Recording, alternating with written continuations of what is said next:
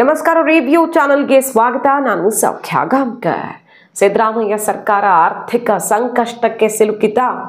ಇದು ಬೇರೆ ಬೇರೆ ಬೆಳವಣಿಗೆಗಳಲ್ಲಿ ಡೇಟಾ ಮೂಲಕ ಎಲ್ಲ ಚರ್ಚೆಗೆ ಒಳಗಾಗಿದೆ. ಆದರೆ ಈಗ RBI ಇಟ್ಟಿರುವ ಶಾಕಿಂಗ್ ನಂಬರ್ಸ್ ಏನು ಹೇಳ್ತಾ ಇದೆ? ಹಾಗಾದ್ರೆ ದಾಖಲೆಯ ಬಜೆಟ್ ಅನ್ನು ಮಂಡಿಸೋದಕ್ಕೆ ಹೊರಟಿದ್ದಾರೆ.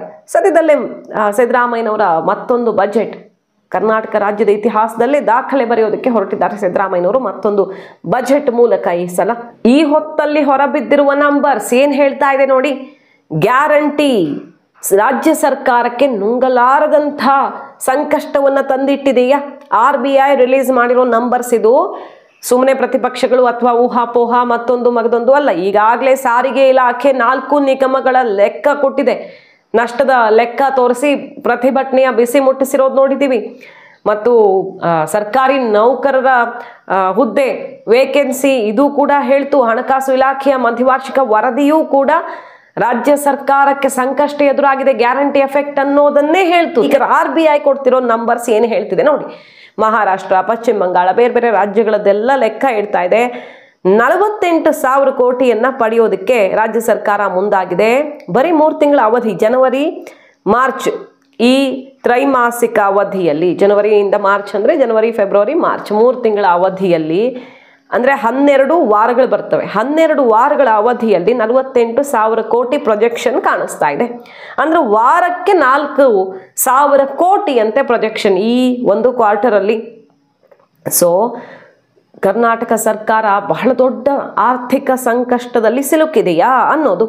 ಈ ಪಟ್ಟಿಯಲ್ಲಿ, ಸಾಲ ಪಡೆಯೋ ಪಟ್ಟಿಯಲ್ಲಿ ಅಗ್ರಸ್ಥಾನದಲ್ಲಿ ಸುಮಾರು ರಾಜ್ಯಗಳಲ್ಲಿ ಸಂಕಷ್ಟ ಇರೋದನ್ನ ನೋಡಬಹುದು ನಾವು. ಮಹಾರಾಷ್ಟ್ರ, ಪಶ್ಚಿಮ ಬಂಗಾಳ, ಕರ್ನಾಟಕ ಎಲ್ಲ ಈ ಸಾಲ ಪಡೆಯೋ ಪಟ್ಟಿಯಲ್ಲಿ ಮೇಲಿದೆ. ಓವರ್ ಆಲ್ ನೋಡೋದಕ್ಕೆ ಹೋದ್ರೆ ಈ ಪ್ರಸಕ್ತ ಆರ್ಥಿಕ ವರ್ಷದಲ್ಲಿ 85,000 ಕೋಟಿ ಸಾಲ ಪಡೆಯೋ ಬಗ್ಗೆ ಪ್ರೊಜೆಕ್ಷನ್ ಕಾಣಿಸ್ತಾ ಇದೆ. RBIನೇ ಕೊಟ್ಟಿರೋ ನಂಬರ್ ಇದು. ಕರ್ನಾಟಕದಲ್ಲಿ ಈಗಾಗಲೇ ದೊಡ್ಡ ಪ್ರಮಾಣದಲ್ಲಿ ಗ್ಯಾರಂಟಿಗೆ ವ್ಯಯಿಸಲಾಗ್ತಿದೆ. 60,000 ಕೋಟಿಯನ್ನ ಗ್ಯಾರಂಟಿಗೆ ವ್ಯಯಿಸಲಾಗ್ತಿದೆ. ಅದರ ನಡುವೆ ಅಭಿವೃದ್ಧಿ ಕೆಲಸಗಳು ಮಾಡಬೇಕು. ಅಭಿವೃದ್ಧಿ ಕೆಲಸ ಮಾಡೋದಿಕ್ಕೆ ಆಗ್ತಿಲ್ಲ, ಏನೂ ಸಿಗ್ತಿಲ್ಲ ಅನ್ನೋದನ್ನ ಕಾಂಗ್ರೆಸ್ ಶಾಸಕರೇ ಒಪ್ಪಿಕೊಂಡಿದ್ದು ನೋಡಿದ್ದೀವಿ. ಅದರ ನಡುವೆಯೂ ಕೂಡ ಸಿದ್ದರಾಮಯ್ಯನವರು ಪ್ರತಿಪಕ್ಷಗಳಿಗೆ ಸೆಡ್ಡು ಹೊಡೆದು ಈ ಸಲ ಶ್ವೇತಪತ್ರ ರಿಲೀಸ್ ಮಾಡ್ತಾರೆ ಅನ್ನೋ ವಿಚಾರ ಕೇಳಿ ಬರ್ತಾ ಇದೆ. ಯಾಕಂದ್ರೆ ಗ್ಯಾರಂಟಿಯಲ್ಲಿ ಸರ್ಕಾರ ದಿವಾಳಿ ಬಿದ್ದು ಹೋಗಿದೆ ಅಂತ ಪ್ರತಿಪಕ್ಷಗಳು ಅಸ್ತ್ರ ಹೂಡೋ ಮೊದಲೇ ಇವರ ಸರ್ಕಾರದಲ್ಲಿ BJP ಅವಧಿಯಲ್ಲಿ ಏನೇನಾಗಿತ್ತು ಅಂತ ದಾಖಲೆ ಸಮೇತ, ನಂಬರ್ ಸಮೇತ ಇಡೋದಿಕ್ಕೆ ಹೇಗೆ ಅನ್ಸೈಂಟಿಫಿಕ್ ಆಗಿ ಟೆಂಡರು ಮತ್ತೊಂದು ಅಂತ ಎಡವಟ್ಟುಗಳನ್ನು ಮಾಡಿ ಹೋಗಿದ್ದಾರೆ. ಈ ಸರ್ಕಾರಕ್ಕೆ, ಈಗಿರೋ ಸರ್ಕಾರಕ್ಕೆ ಹಿಂದಿನ ಸರ್ಕಾರದ ಹೊರೆ ಎಷ್ಟು ಸಮಸ್ಯೆ ತಂದಿಡ್ತಿದೆ. ಅದ್ರ ನಡುವೆಯೂ ನಾವೇನು ಮಾಡಿದ್ದೀವಿ, ಅವ್ರೇನು ಮಾಡಿದ್ರು ಅನ್ನೋ ಲೆಕ್ಕ ಇಟ್ಟು, ಅಭಿವೃದ್ಧಿ, ರಸ್ತೆ ಎಲ್ಲ ಕಾಮಗಾರಿಗಳ ಲೆಕ್ಕ ಇಟ್ಟು ಸೆಡ್ಡು ಹೊಡೆಯೋದಕ್ಕೆ ಸಿದ್ದರಾಮಯ್ಯನವರು ತಯಾರಿ ಮಾಡ್ಕೊಂಡಿದ್ದಾರೆ. ಪ್ರತಿಪಕ್ಷಗಳ ಬಾಯಿಗೆ ಬೀಗ ಹಾಕೋದಿಕ್ಕೆ ಅಂತ ಕೇಳಿಬರ್ತಿದೆ. ಆದರೆ ಈ ಹೊತ್ತಲ್ಲಿ ನೋಡಿ ನಂಬರ್ಸ್ ಏನು ಹೇಳ್ತಿದೆ ಅಂತ. RBI ನಂಬರ್, ಕರ್ನಾಟಕ ಸಾಲ ಪಡೆಯುವ ಪ್ರಮಾಣ ಯಾವ ರೀತಿ ದಿಢೀರ್ ದುಪ್ಪಟ್ಟಾಗಿದೆ ಅನ್ನೋದನ್ನ ರಿಲೀಸ್ ಮಾಡಿದೆ. 44,549 2022ರಿಂದ 23 ಅವಧಿಯಲ್ಲಿ ಕರ್ನಾಟಕ ಯಾವ ಪ್ರಮಾಣದಲ್ಲಿ ಬಾರೋಯಿಂಗ್ ಮಾಡ್ತಿತ್ತು, ಸಾಲ ಪಡಿತಿತ್ತು ಅಂದ್ರೆ ಈ ಪ್ರಮಾಣದಲ್ಲಿ 44,459 ಕೋಟಿ. ಆದರೆ ಅದು ಎಲ್ಲಿಗೆ ಬಂದು ನಿಂತಿದೆ ಈಗ 2023-24 ಅವಧಿಯಲ್ಲಿ ಅಂತ ಕೇಳಿದ್ರೆ 85,818 ಕೋಟಿ. ಆಲ್ಮೋಸ್ಟ್ ಡಬಲ್ಗೆ ಬಂದು ನಿಂತಿದೆ ಸಾಲ ಪಡೆಯುವಂತಹ ಪ್ರಮಾಣ ಅಂತ ಆಯ್ತು ಅಲ್ಲಿಗೆ. ಅದರ ಅರ್ಥ ಈ ಸೋಷಿಯಲ್ ವೆಲ್ಫೇರ್ ಸ್ಕೀಮ್ಸು, ಸರ್ಕಾರಗಳು ಈ ಗ್ಯಾರಂಟಿ ಉಚಿತ ಯೋಜನೆಗಳನ್ನು ಕೊಡ್ತಿರೋದ್ರಿಂದಾಗಿ ಸಾಲದ ಮೇಲೆ ಸಾಲ ಆಗ್ತಾ ಇದೆ ಅನ್ನೋದನ್ನ ಬಿಚ್ಚಿಡ್ತಿದೆ ಈ ನಂಬರ್. ಅಲ್ಲಿಗೆ ಯಾವ ವಿಷಯದಲ್ಲಿ ಕಾಂಗ್ರೆಸ್ಸು ಮೋದಿ ಅವರನ್ನ ಪದೇ ಪದೇ ಅಟ್ಯಾಕ್ ಮಾಡುತ್ತೋ, ಮೋದಿ ಸರ್ಕಾರ ಸಿಕ್ಕಾಪಟ್ಟೆ ಸಾಲ ಮಾಡಿದೆ ಅಂತ, ಈಗ ಗ್ಯಾರಂಟಿ ಕಾರಣದಿಂದಾಗಿ ಕರ್ನಾಟಕದ ಸಾಲ ಪಡೆಯುವಂತಹ ಪ್ರಮಾಣ ಇಷ್ಟು 2022-23 ಹೋಲಿಕೆ ಮಾಡಿದ್ರೆ 23-24ರಲ್ಲಿ ಇಷ್ಟು ದೊಡ್ಡ ಪ್ರಮಾಣದಲ್ಲಿ ಏರಿಕೆ ಆಗಿದೆ ಅನ್ನೋದನ್ನ BJPಗರು ಅಸ್ತ್ರ ಮಾಡಿಕೊಳ್ಳುವಂತಾಗಿದೆ. RBI ಬಾರೋಯಿಂಗ್ ಕ್ಯಾಲೆಂಡರ್ ಪ್ರಕಾರ ಪ್ರತಿ ವಾರದ ಲೆಕ್ಕದಲ್ಲಿ, ಈ ಕ್ವಾರ್ಟರ್ ಜನವರಿಯಿಂದ ಮಾರ್ಚ್ ತನಕ ಪ್ರತಿ ವಾರದ ಲೆಕ್ಕದಲ್ಲಿ 4,000 ಕೋಟಿ ಸಾಲದ ನಿರೀಕ್ಷೆ ಇಟ್ಟಿರೋದು. ಸೊ ಗ್ಯಾರಂಟಿಗಳ ಹೊಡೆತ ಹೆಂಗೆ ಬಿದ್ದಿದೆ ಅನ್ನೋದು ಬೇರೆ ಬೇರೆ ಲೆಕ್ಕದಲ್ಲಿ ಸಿಗ್ತಾ ಇದೆ. ಈಗಾಗಲೇ ನಾವು ಪ್ರತಿ ಹಂತದಲ್ಲೂ ರಿಪೋರ್ಟ್ ಮಾಡಿದ್ದೀವಿ ಗ್ಯಾರಂಟಿ ಎಫೆಕ್ಟ್ ಕರ್ನಾಟಕದಲ್ಲಿ ಹೇಗಾಗಿದೆ. ಕಾಂಗ್ರೆಸ್ ಶಾಸಕರೇ ಬಿಚ್ಚಿಟ್ಟ ಸತ್ಯ ಏನು, ಮನೆಗಳನ್ನ ಬಡವರಿಗೆ ಮನೆ ಕಟ್ಸ್ಕೊಡೋ ಸ್ಕೀಮ್ ಇರುತ್ತಲ್ಲ ಸರ್ಕಾರದಿಂದ, ಅದು ಕೊಡೋದಕ್ಕೆ ಆಗ್ತಿಲ್ಲ ಅಂತ ಕಾಂಗ್ರೆಸ್ ಶಾಸಕರೇ ಹೇಳಿದ್ರು. ನಮ್ಗೆ ಅನುದಾನ ಕ್ಷೇತ್ರಾಭಿವೃದ್ಧಿದು ಸಿಗ್ತಾ ಇಲ್ಲ, ನಾವು ಆತ್ಮಹತ್ಯೆ ಮಾಡ್ಕೊಳ್ತೀವಿ, ಜನರ ಮುಂದೆ ಹೋಗೋಕ್ಕಾಗಲ್ಲ ಅನ್ನೋ ತನಕ ಕಾಂಗ್ರೆಸ್ ಶಾಸಕರು ಮಾತಾಡಿದ್ರು. ಮೊನ್ನೆ ಅಷ್ಟೇ ಶಾಸಕಾಂಗ ಸಭೆಯಲ್ಲಿ ಭರವಸೆ ಕೊಟ್ಟರು ಸಿದ್ದರಾಮಯ್ಯನವರು, 1000 ಕೋಟಿ ಅನುದಾನವನ್ನು ಕೊಡ್ತೀವಿ, ಈ ವರ್ಷ ಸ್ವಲ್ಪ ತಡ್ಕೊಳ್ರಪ್ಪ, ಮುಂದಿನ ವರ್ಷ ಹೆಂಗಾದರೂ ಅರೇಂಜ್ ಮಾಡಿಕೊಡ್ತೀನಿ ಅಂತ ಹೇಳಿದ್ದೆಲ್ಲ ನೋಡಿದ್ವಿ. ಅದು ಯಾವಾಗ ತಲುಪತ್ತೋ ಆವಾಗ ನಂಬಬಹುದು. ಇಷ್ಟೆಲ್ಲ ಸಂಕಷ್ಟಗಳು ಎದುರಾಗಿವೆ. ಅದರ ನಡುವೆ ಈ ಸಾರಿಗೆ ಇಲಾಖೆ ಸಂಕಷ್ಟದಲ್ಲಿರೋದ್ರಿಂದ ಅದನ್ನು ಸರಿದೂಗಿಸೋದಕ್ಕೆ 15% ತನಕ ದರ ಏರಿಕೆ, ಅಂದರೆ ಟಿಕೆಟ್ ದರ ಏರಿಕೆ ಮಾಡಬೇಕು ಅನ್ನುವಂಥ ಒಂದು ಡಿಮ್ಯಾಂಡ್ ಈಗ ಬಂದಿದ್ದು.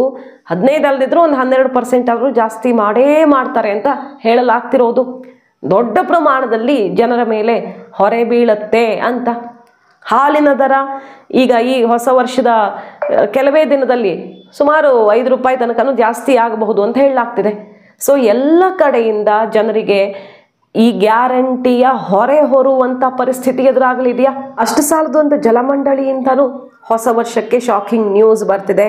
ನೀರಿನ ದರ ಹೆಚ್ಚಳ ಆಗೋ ಬಗ್ಗೆ ಅಧ್ಯಕ್ಷ ರಾಮ್ ಪ್ರಸಾದ್ ಮನೋಹರ್ ಸುಳಿವನ್ನು ಕೊಟ್ಟಿದ್ದಾರೆ. ಜನವರಿ 2ನೇ ವಾರ ಈ ಬಗ್ಗೆ ಅಂತಿಮ ತೀರ್ಮಾನ ಆಗತ್ತೆ ಅಂತ ಹೇಳಲಾಗ್ತಿದೆ. ಸುಮಾರು ದಿನಗಳಿಂದ ಏರಿಕೆ ಆಗಿಲ್ಲ, ಏರಿಕೆ ಮಾಡಬೇಕು ಅನ್ನೋ ಮಾತುಗಳು ಸುಮಾರು ಚರ್ಚೆ ಆಗಿಬಿಟ್ಟಿತ್ತು. ಆರೋಪ ಪ್ರತ್ಯಾರೋಪಗಳಾಗಿ ಸ್ವಲ್ಪ ದಿನ ಮುಂದಕ್ಕೆ ಹಾಕಿದಂಗೆ ಕಾಣಿಸ್ತಿತ್ತು. ಈಗ ಅನಿವಾರ್ಯ, ಬೆಂಗಳೂರಿನಲ್ಲಿ ಎಲ್ಲ ಶಾಸಕರಿಗೆ ನೀರಿನ ದರ ಏರಿಕೆ ಬಗ್ಗೆ ಈಗಾಗಲೇ ಜಲಮಂಡಳಿ ಪತ್ರ ಬರೆದಿದೆಯಂತೆ. ಕಾವೇರಿ 5ನೇ ಹಂತದ ಯೋಜನೆ ನಂತರ 82 ಕೋಟಿ ನಷ್ಟ ಆಗ್ತಿದೆ. 1000 ಲೀಟರ್ ನೀರು ಪೂರೈಕೆ ಮಾಡೋದಕ್ಕೆ 52 ರೂಪಾಯಿ ಖರ್ಚಾಗತ್ತೆ. ಹಾಗಾಗಿ ಅನಿವಾರ್ಯ ಅಂತ ಈಗ BWSSB ಹೇಳ್ತಾ ಇದ್ದು, ನೀರಿನ ದರ ಏರಿಕೆ ಕೂಡ ಫಿಕ್ಸ್. ಇದೆಲ್ಲವೂ ಕಾಲಕ್ಕೆ ಆಗಬೇಕಾಗಿರೋದೇ ಆದರೂ ಕೂಡ ಈಗ ಸರ್ಕಾರಕ್ಕೆ ಬೊಕ್ಕಸ ತುಂಬಿಸೋದಕ್ಕೆ ದಾರಿಗಳು ಬೇಕಾಗಿರೋದ್ರಿಂದ ಏಕಕಾಲಕ್ಕೆ ಎಲ್ಲ ಹೊರೆ ಬೀಳುತ್ತಾ ಅನ್ನೋ ಒಂದು ಆತಂಕ. RBI ಬಿಚ್ಚಿಟ್ಟಿರುವಂತಹ ಸಾಲದ ಪ್ರಮಾಣವನ್ನು ನೋಡಿದ್ರೆ ಮಾತ್ರ ಆಘಾತಕಾರಿಯಾಗಿದೆ ರಾಜ್ಯದ ಭವಿಷ್ಯದ ದೃಷ್ಟಿಯಿಂದ. ರಾಜ್ಯ, ಯಾವುದೇ ರಾಜ್ಯ ಆಗಲಿ ದೇಶ ಆಗಲಿ, ರಾಜ್ಯಕ್ಕೆ ಜಟಾಪಟಿ ಎಲ್ಲ ಪಕ್ಷಗಳ ನಡುವೆಯೂ ಈ ಸಾಲ ಎಷ್ಟಿದೆ, ಪ್ರತಿಯೊಬ್ಬರ ತಲೆ ಮೇಲೆ ಎಷ್ಟು ಹೊರೆ ಇದೆ ಅನ್ನೋದರ ಸುತ್ತಾನೆ ಆಗತ್ತೆ ಅಲ್ವಾ. ಹಾಗಾಗಿ ಈ ಅಂಕಿಅಂಶ ಆತಂಕದ ವಾತಾವರಣ ತಂದಿಟ್ಟಿದೆಯಾ, ರಾಜ್ಯದಲ್ಲಿ ಆರ್ಥಿಕ ಸ್ಥಿತಿ ಸರಿ ಇಲ್ವಾ ಅನ್ನೋ ಚರ್ಚೆಗೆ ಕಾರಣವಾಗಿರೋದು. ಹಿಮಾಚಲ ಪ್ರದೇಶದ ರಿಪೋರ್ಟ್ ಅನ್ನಿ ಮುಂದೆ ಇಟ್ಟಿದ್ವಿ. ಗ್ಯಾರಂಟಿ ವಾಪಸ್ ಅಭಿಯಾನ ಶುರುವಾಗಿದೆ. ಅಂದ್ರೆ ಅಲ್ಲಿ ಕೊಟ್ಟಿದ್ದಂಥ ಎಲೆಕ್ಟ್ರಿಸಿಟಿ ಸಬ್ಸಿಡಿಯನ್ನ ವಾಪಸ್ ಪಡೆಯೋದಕ್ಕೆ ಮನವಿ ಮಾಡ್ಕೊಳ್ತಿದ್ದಾರೆ. ನಾನು ಬಿಡ್ತೀನಿ, ನಿಮಗೂ ಯಾರ್ಯಾರಿಗೆ ಬೇಡವೋ ಬಿಟ್ಬಿಡಿ ಅಂತ. ಇಲ್ಲಿ DK ಶಿವಕುಮಾರ್ ಅವ್ರು ಹೇಳಿದ್ರಲ್ಲ, ಶಕ್ತಿ ಯೋಜನೆ ಬೇಡ ನಮಗೆ, ಫ್ರೀಯಾಗಿ ದುಡ್ಡು ಕೊಟ್ಟು ಹೋಗ್ತೀವಿ ಅಂತ ಕೆಲವರೆಲ್ಲ ಮೇಲ್ ಮಾಡ್ತಿದ್ದಾರೆ, ಪತ್ರ ಬರೆದಿದ್ದಾರೆ, ಪರಿಗಣಿಸ್ತೀವಿ, ನೋಡೋಣ, ಪರಿಶೀಲಿಸ್ತೀವಿ ಅಂತೆಲ್ಲ ಏನೋ ಹೇಳಿದೆ. ಇವತ್ತು ಕಾಂಟ್ರವರ್ಸಿ ಆಗಿ ಆಮೇಲೆ ಡ್ಯಾಮೇಜ್ ಕಂಟ್ರೋಲ್ ಆಯಿತು. ಅದೇ ರೀತಿಯಲ್ಲಿ ಈಗ ಹಿಮಾಚಲ ಪ್ರದೇಶ ಅಧಿಕೃತವಾಗಿ CM ಹೇಳಿಬಿಟ್ಟಿದ್ದಾರೆ, ಯಾರಿಗೆ ಬೇಡವೋ ವಾಪಸ್ ಕೊಡಿ, ನೀವು ಸಬ್ಸಿಡಿ ಬಿಡಿ ಅಂತ. ಕೊಡೋದು ಯಾಕೆ? ಆಮೇಲೆ ಸಂಕಷ್ಟ, ಸಂಬಳ ಕೊಡೋದಿಕ್ಕಾಗದೆ ಏನೇನೆಲ್ಲ ಕಟ್ ಮಾಡಿದ್ದಾರೆ. ಹಿಮಾಚಲ ಪ್ರದೇಶದಲ್ಲಿ ಎಷ್ಟೆಲ್ಲ ವಿಷಯದಲ್ಲಿ ಬ್ರೇಕ್ ಬಿದ್ದಿದೆ ಗ್ಯಾರಂಟಿ ಎಫೆಕ್ಟು. ಈಗ ನೋಡಿದ್ರೆ ಅಲ್ಲಿ ಯಾರಿಗೆ ಬೇಡವೋ, ಯಾರ ಸುಸ್ಥಿತಿಯಲ್ಲಿದ್ದೀರೋ ಅವ್ರು ವಾಪಸ್ ಕೊಡಿ ರಾಜ್ಯದ ಅಭಿವೃದ್ಧಿ ದೃಷ್ಟಿಯಿಂದ, ಇದು ಉಳ್ಳವ್ರಿಗಲ್ಲ, ಯಾರಿಗೆ ಅವಶ್ಯಕತೆ ಇದೆಯೋ ಅವ್ರಿಗೆ ಮಾತ್ರ ಅಂತ ಈಗ ಯೂಟರ್ನ್ ತಗೊಳ್ಳೋ ಪ್ರಯತ್ನ ಆಗ್ತಿದೆ. ಅಧಿಕೃತವಾಗಿದ್ದು CM ಘೋಷಣೆ ಮಾಡಿರೋದು. ಸೊ ಕರ್ನಾಟಕದಲ್ಲೂ ಕೂಡ ಅಂತಹ ದಿನಗಳು ಬರ್ತಾವ ಅನ್ನೋ BJPಯ ಹಲವು ದಿನಗಳ ವಾಗ್ದಾಳಿಯ ನಡುವೆ RBI ರಿಲೀಸ್ ಮಾಡಿರುವಂತಹ ಅಂಕಿಅಂಶ ಮಾತ್ರ ಕೈ ಪರಿಸ್ಥಿತಿ ಕಗ್ಗಂಟಾಯ್ತಾ. ಮತ್ತೊಂದು ಬಜೆಟ್ ಬರ್ತಾ ಇದೆ. ಸಿದ್ದರಾಮಯ್ಯನವರು ಈ ವರ್ಷಕ್ಕೆ ಏನೇನು ಇಡ್ತಾರೆ ಅನ್ನುವಂಥ ಕುತೂಹಲ ಇರೋ ಹೊತ್ತಲ್ಲೇ ಈ ನಂಬರ್ಸ್. ಮಾಹಿತಿ ನಿಮ್ಗೆ ಇಷ್ಟ ಆಗಿದ್ರೆ ಮಿಸ್ ಮಾಡಿದ್ರೆ ನಮ್ಮ ಚಾನಲ್ನ ಸಬ್ಸ್ಕ್ರೈಬ್ ಮಾಡಿ, ನಿಮ್ಮ ಅಭಿಪ್ರಾಯ ಕಮೆಂಟ್ ಮಾಡಿ ತಿಳಿಸಿ. Thank you.